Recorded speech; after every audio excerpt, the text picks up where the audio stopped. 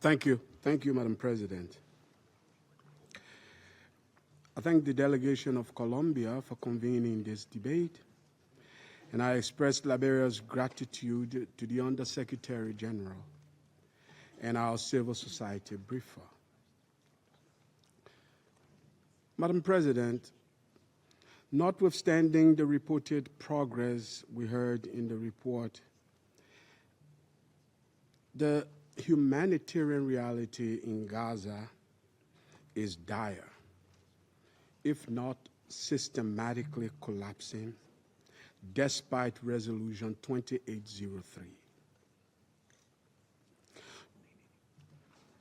Today, 70% of Gaza's population relies on trucked water, a lifeline threatened because OCHA's 2026 flash appeal is only 24% funded.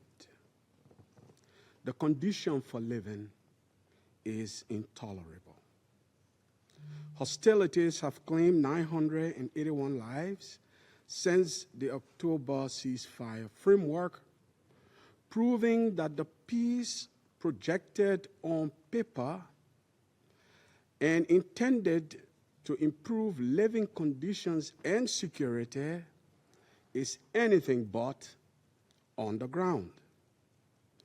Madam President, any honest assessment of Gaza must unavoidably deal with a genuine ceasefire, the disarmament of Hamas, the accelerating displacement in the West Bank, and the lack of protection of civilians in no serious particular order.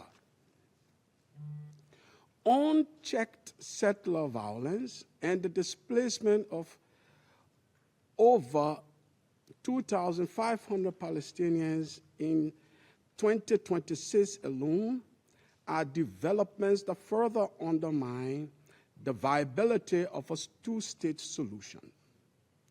Civilians continue to bear the brunt of the collective inertia of both this Council and the international community.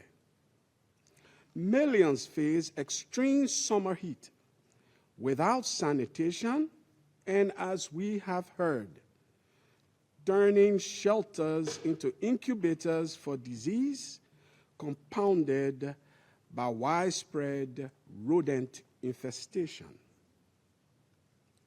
Madam President, Liberia speaks with the understanding of a nation that has survived civil collapse, managed complex disarmament, and successfully navigated UN-backed transitional arrangements. This experience informs that communities cannot be expected to embrace peace while deprived of the basic essential for living: water, shelter, health services, and livelihoods. This is simply a reality. Human survival must never be treated as a secondary political reward. We call on all parties, therefore, to comply fully with international humanitarian law and refrain from actions that endanger civilians or obstruct humanitarian relief. Additionally, we offer 3 priorities for consideration. 1, the immediate humanitarian access and protection of aid operations.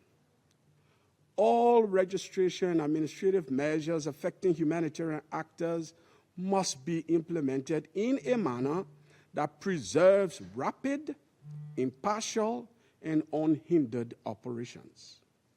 Administrative requirements must accommodate humanitarian imperatives rather than restrict them.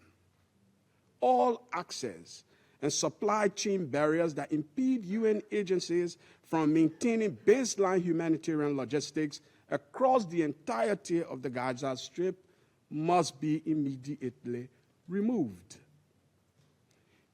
2, emergency resource mobilization.